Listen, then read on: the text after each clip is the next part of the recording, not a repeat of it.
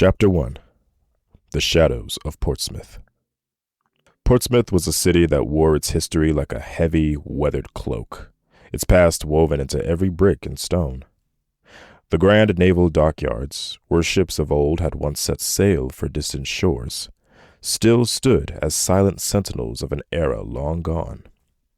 The cobblestone streets, worn smooth by centuries of footsteps, were lined with old pubs that had seen their fair share of sailors, smugglers, and ghosts.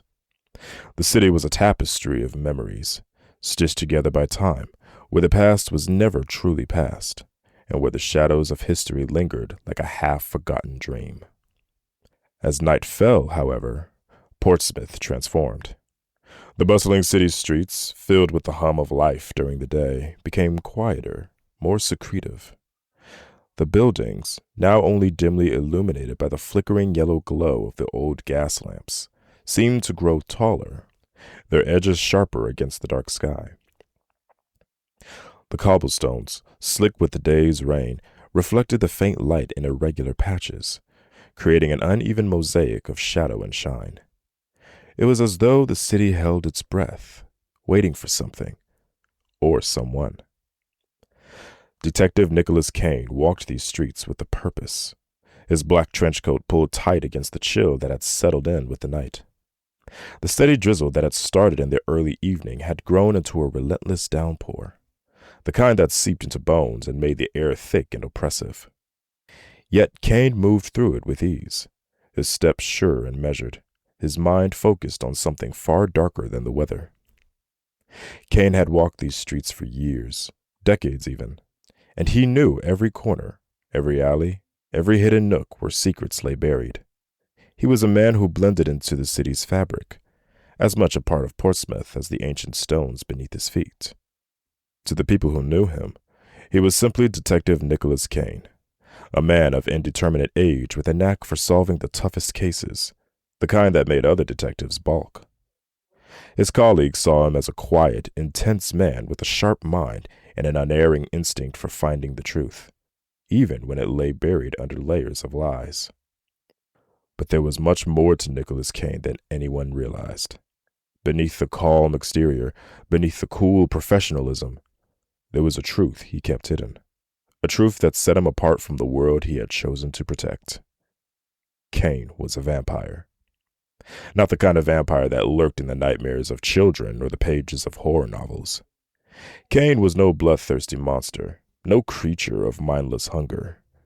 He was something else entirely, a being who had chosen to live among humans, to walk their streets, and to guard their lives. Cain had been a vampire for longer than he cared to remember, and in that time he had seen the worst of both humans and his own kind. But he had also seen the best, and it was that belief in the possibility of goodness that had guided him in choosing his path. He had joined the police force in Portsmouth decades ago, finding in its ranks a way to channel his need for justice, his desire to protect the innocent, and, yes, his need for blood. But Cain had strict rules for himself, rules that kept him from becoming the monster he feared he might be. He fed only from those who posed a threat to others, those whose lives were already forfeit by their own choices. It was a delicate balance, one that Cain maintained with a discipline born of centuries of experience. Most vampires, like Cain, had found ways to integrate into human society without drawing attention to themselves. They were doctors, nurses, morticians, professions where blood was part of the daily routine. Some even ran blood banks, ensuring that their needs could be met without ever crossing the line into murder. Vampires had learned to live quietly among humans, hiding their true nature while subtly influencing the world around them. The most powerful among them belonged to the great houses, ancient families that had governed vampire society for centuries, each with its own rules, traditions, and secrets. Cain was different. He had distanced himself from the great houses long ago, choosing instead to walk his own path. He kept his heritage a closely guarded secret, known only to a select few, and even those he trusted implicitly. Not even his partner, Detective Marcus Brown, knew the truth about him. It wasn't that Cain didn't trust Marcus. If anything, Marcus was the one person Cain could rely on without hesitation. But the less Marcus knew, the safer he would be.